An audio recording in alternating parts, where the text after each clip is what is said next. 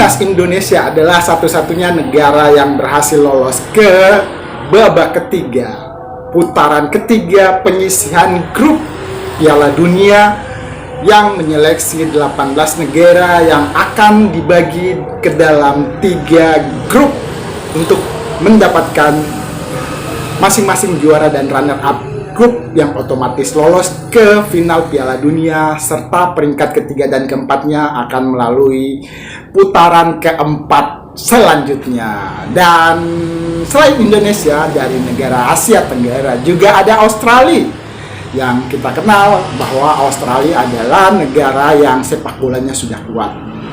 Selamat kepada kedua negara.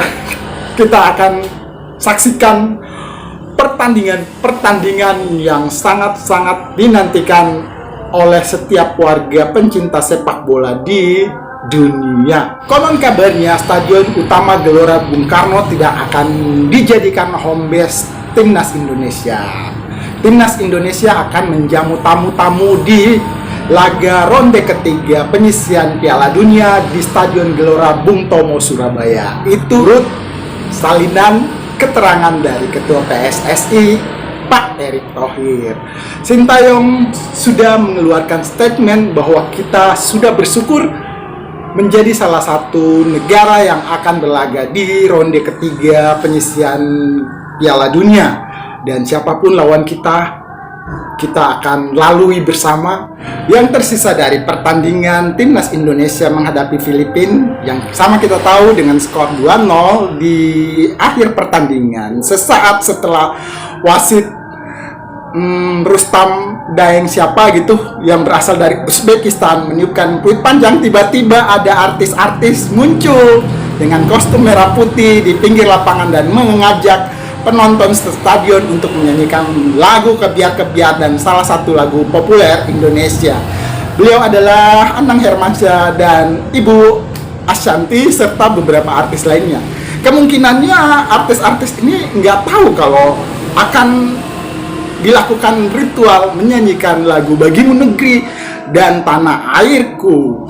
Kemungkinannya mereka belum akrab dengan suasana setelah Timnas ataupun laga-laga klub di Indonesia pasti akan menyanyikan lagu Tanah Airku. Ya itulah, semuanya jadi salah jadwal.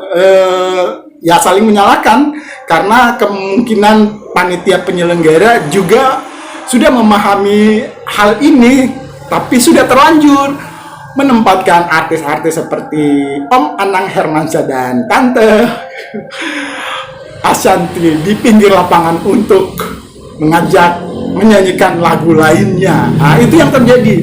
Sementara di kawasan Jakarta Timur di Velodrome Rawamangun terjadi insiden ketika penonton nobar di sana meneriak ke arah stage, ke arah panggung, dan ternyata di sana ada Pak komentator Bung Towel, dan hal ini menjadi viral di mana-mana. Itu sesuatu yang memalukan sih sebenarnya, dan sesaat lagi kita akan menyaksikan profil Bung Toel. Siapakah Bung Toel?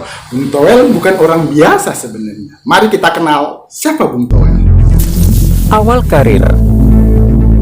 Sebelum menjadi pengamat sepak bola, Tommy Welly alias Bung Towel sempat menimba ilmu di Universitas Pajajaran dengan mengambil jurusan jurnalistik Fakultas Ilmu Komunikasi atau Vkom.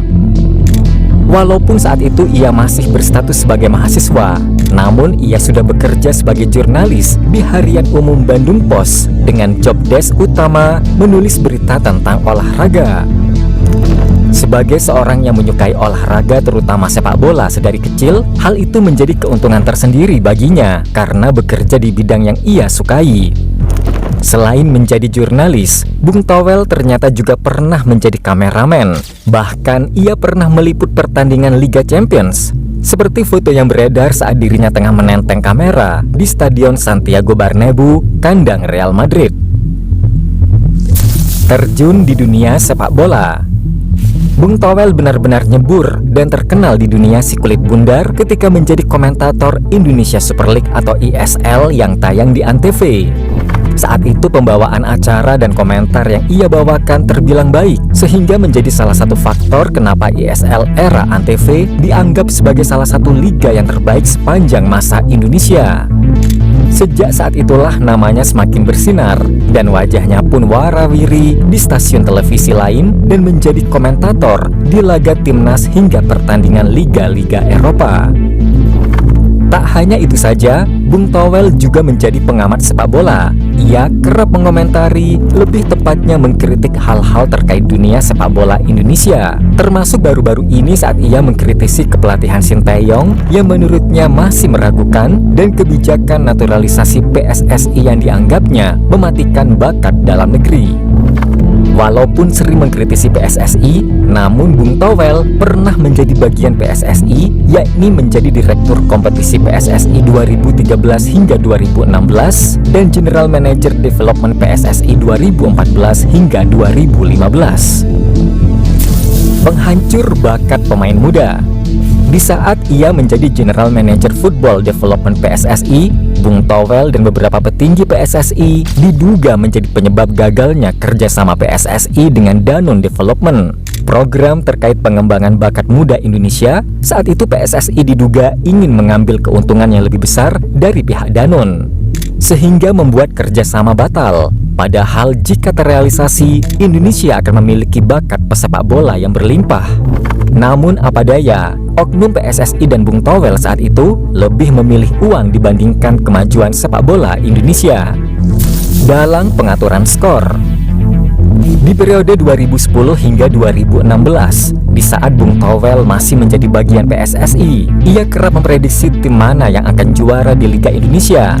Menariknya, prediksi Bung Towel selalu benar. Menurut beberapa pihak, hal itu berkaitan dengan banyaknya kasus suap menyuap yang melibatkan pejabat-pejabat penting PSSI atau Exco serta presiden klub yang bermain di ISL 2010 hingga 2014 dan Torabika Soccer Championship 2016. Selain itu, Towel juga disebut terlibat dalam pengaturan skor di Liga 2 dan Liga 3 yang potensi terbongkarnya lebih minim dibandingkan Liga 1. Seperti yang terjadi pada tahun 2013, pelatih Persipur Purwodadi, yakni Gunawan, menyebut hampir setengah dari klub yang berada di divisi utama atau Liga 2 terlibat praktek pengaturan skor. Dalam satu pertandingan yang melakukan pengaturan skor, klubnya bisa mendapat 400 juta rupiah, sedangkan untuk pemain yang terlibat bisa memperoleh 10 juta rupiah hingga 15 juta rupiah. Sampai sekarang praktek pengaturan skor belum bisa diberangus secara keseluruhan. Buktinya beberapa laga di Liga 1 di pekan-pekan terakhir diduga terlibat dalam pengaturan skor. Tangan kanan mafia bola. Selama ini banyak yang tidak mengetahui bahwa Towel merupakan orang kepercayaan tokoh-tokoh yang menjadi dalang di balik merosotnya sepak bola Indonesia. Sebut saja Nurdin Halid yang merupakan napi sekaligus mantan napi yang mampu memimpin PSSI dari balik jeruji besi. Lalu ada Joko Driono yang merupakan mantan PLT Ketum PSSI sekaligus pemegang saham mayoritas Persija Jakarta yang berhasil ditangkap pada 2019 karena terlibat kasus dugaan pengaturan skor sepak bola yang membuat sang juara liga kala itu, Persija Jakarta, disebut sebagai juara settingan pada musim kompetisi 2018.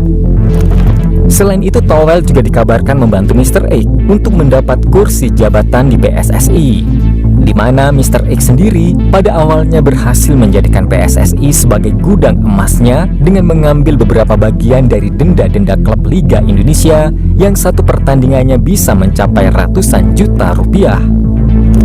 Nah, sejak era Erick Thohir, praktek curang Mr. X itu perlahan mulai bisa diatasi, dan karena itulah Towel yang merupakan anak buahnya kerap mengkritik PSSI secara membabi buta karena kesal sumber cuan mereka menjadi tertutup.